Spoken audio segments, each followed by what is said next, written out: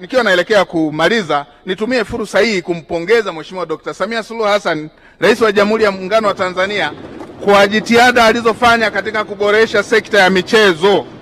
Jitihada hizo zimewezesha nchi yetu kuwa miongoni mwa nchi wenyeji wa mashindano ya CHAN na AFCON mwaka 2027. Kufanyika kwa mashindano hayo kutasaidia kwa kiasi kikubwa kuendeleza na kukuza sekta ya michezo na utalii hapa nchini. Mheshimiwa Spika, nipongeze kwa dhati Simba kwa kutinga hatua ya fainali ya kombe la shirikisho barani Afrika kwa mara nyingine tangu mwaka 93. Simba inapokuwa ya kimataifa, mimi washabiki wake. Mafanikio haya ya Simba yanatokana na juhudi kubwa ya uwekezaji uliofanywa na rais wa heshima wa timu hiyo, ndugu Mohamed Dewji. Hii si tu itatoa heshima kwa timu hiyo, bali pia inaitangaza nchi yetu katika ramani ya soka la kimataifa. Na wakati wanacheza mashindano yale, nilikuwa tunawaombea wapate tu kombe, hata ambao sio mashabiki, kwa sababu hata wangeliweka chini ya uvungu ya ofisi yao bado lingekuwa Tanzania. Mheshimiwa Spika, hata hivyo Simba wasipweteke, kwa kuwa mafanikio kama hayo wanayojivunia leo sio mapya kwa Yanga.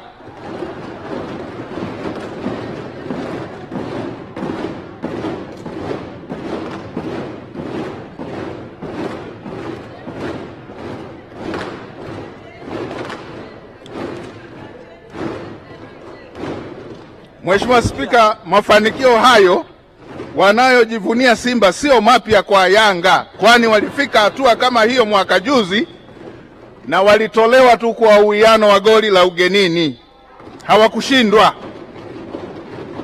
Nitumie fursa hii kumpongeza ndugu yangu Garibu Salim Mohamed, GSM. Ndugu GSM ameleta chachu kubwa kwenye mafanikio ya Yanga. Ni washauri wana Yanga wanapoandaa ramani ya ujenzi wa uwanja mpya wasisahau kuweka sanamu kubwa la GSM. Nitoe rai kwa vilabu vingine kuiga hatua hizo za Simba na Yanga kwa manufaa haya, kwa hatua hizo za mafanikio walizozifikia kwa manufaa ya soka la Tanzania.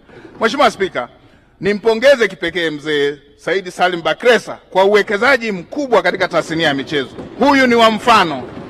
Uwekezaji wake umekuwa chachu ya maendeleo ya michezo nchini, hususan kupitia matangazo ya moja kwa moja, yani mubashara. Ni kweli usiopingika kuwa maisha ya watu hayawezi kukamilika bila kuwa na furaha. Hilo tumeliona kupitia Azam TV, ambayo si tu imefanya kila mtu kuzungumzia mpira wa miguu, bali wanazungumzia na maisha mengine, wachezaji wa ngumi, mpira wa miguu pamoja na filamu. Licha ya kuwa kampuni hii ni binafsi, lakini kwa sasa imeshakuwa kama mali ya umma kutokana na umuhimu wake katika jamii yetu, na kwa kweli mzee Bakresa aheshimiwe.